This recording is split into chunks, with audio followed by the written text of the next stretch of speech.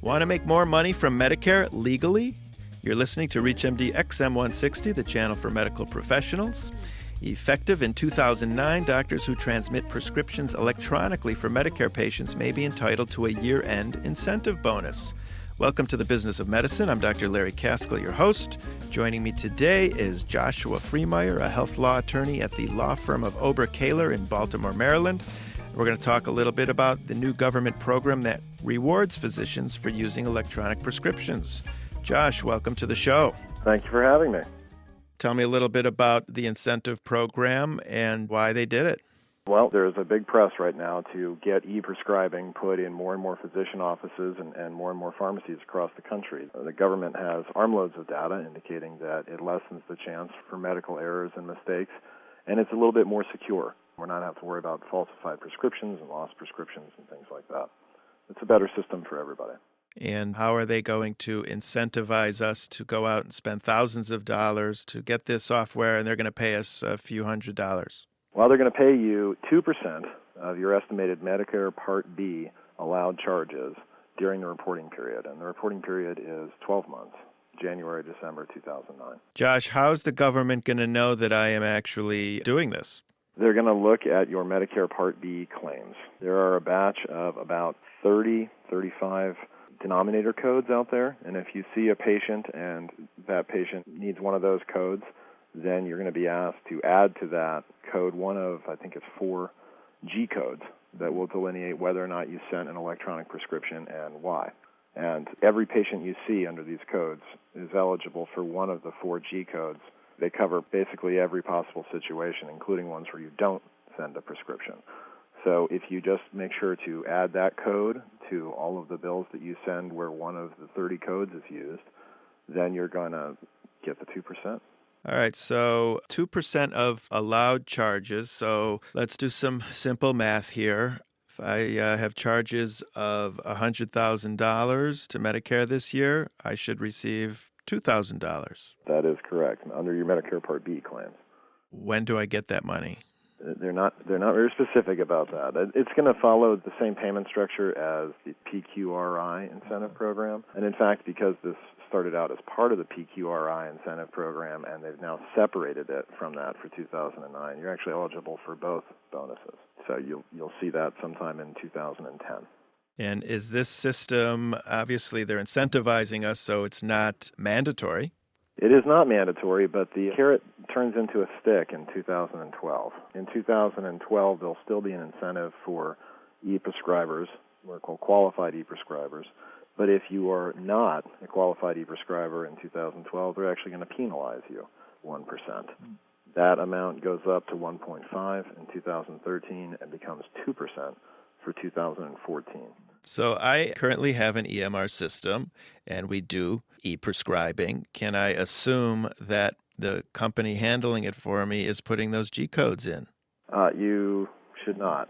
Yeah, your Medicare Part B claims, you want to make sure those codes are being put in where they're appropriate. And where do I get a list of those G codes? The easiest place to go and get quick information about this is www.cms.hhs.gov/e-prescribing, all one word.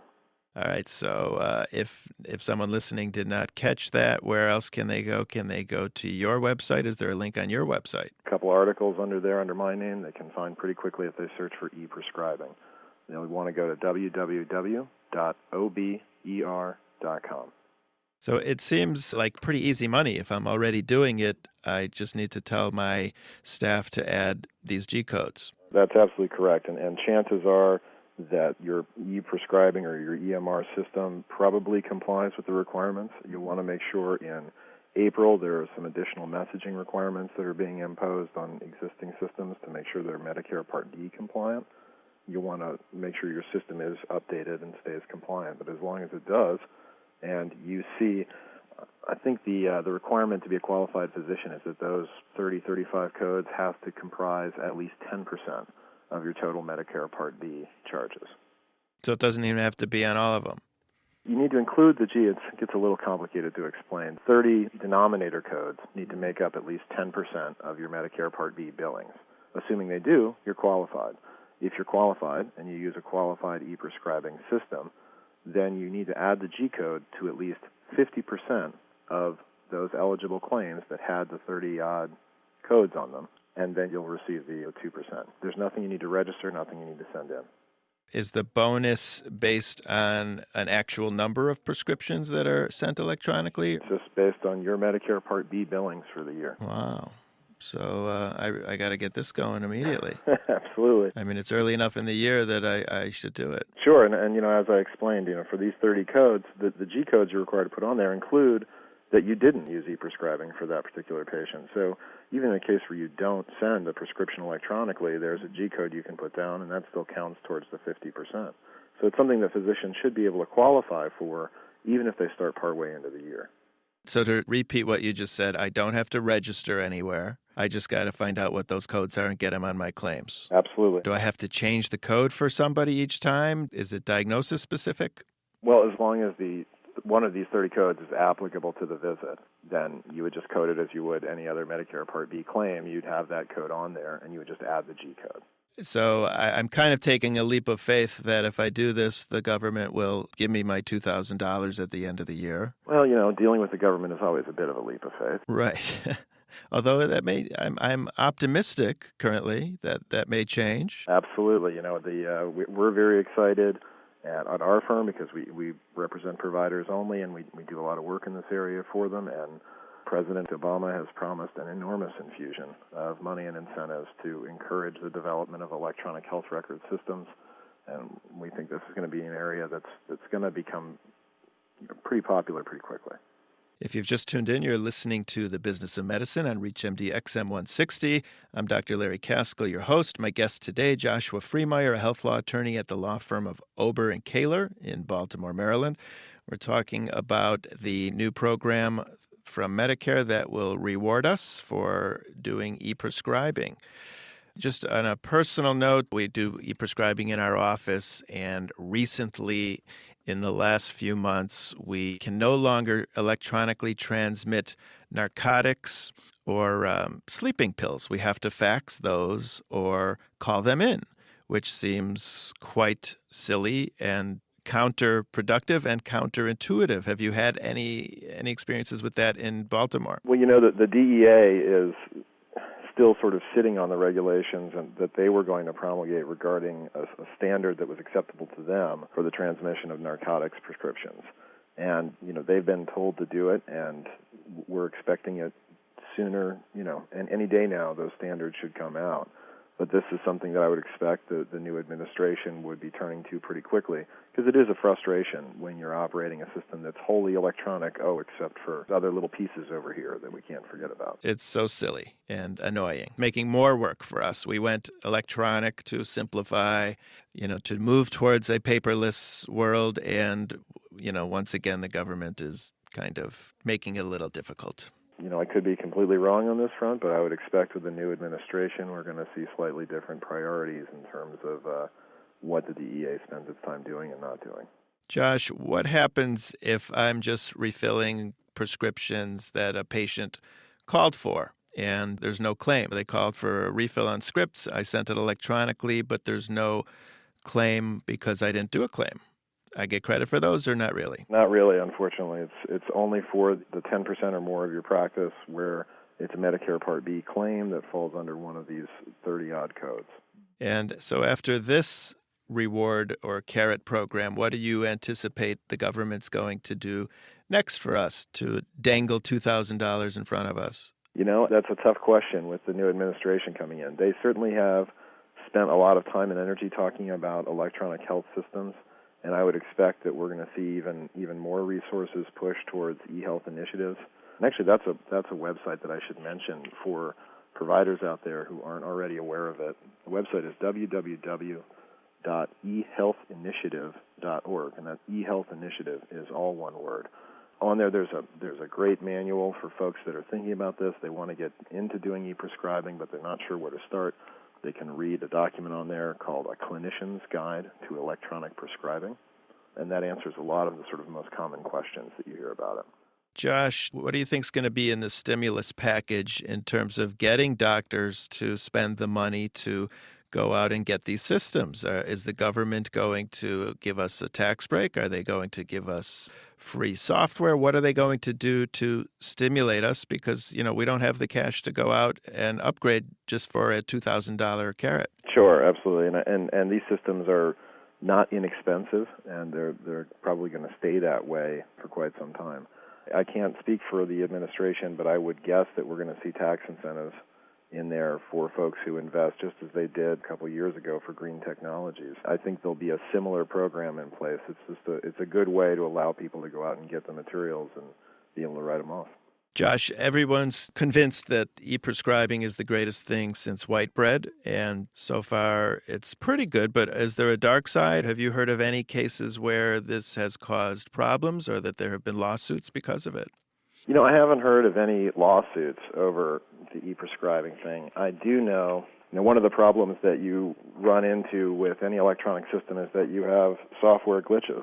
And actually, I was just reading from the AP Wire the other day, there's been some electronic medical records in Veterans Administration hospitals that were a little glitchy, a little buggy, and they started causing problems in the hospital. So that's certainly possible. Are there any other reward systems or anything else out there that's coming down the pike that we should kind of be aware of?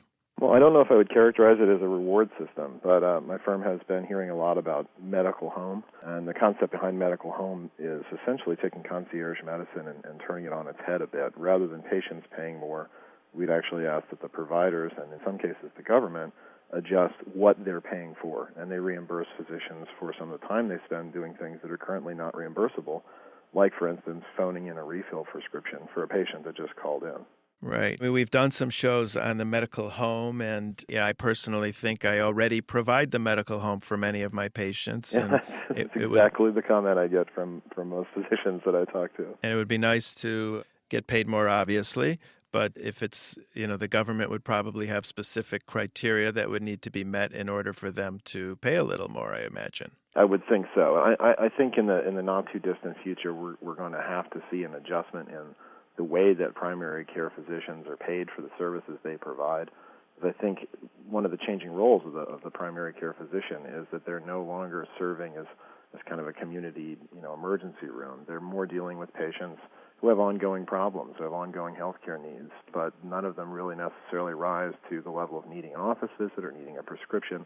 A lot of times they just have a question, they have a concern, they want to ask about a drug or a potential drug interaction, or they want to see what you think about this or that choice in their diet.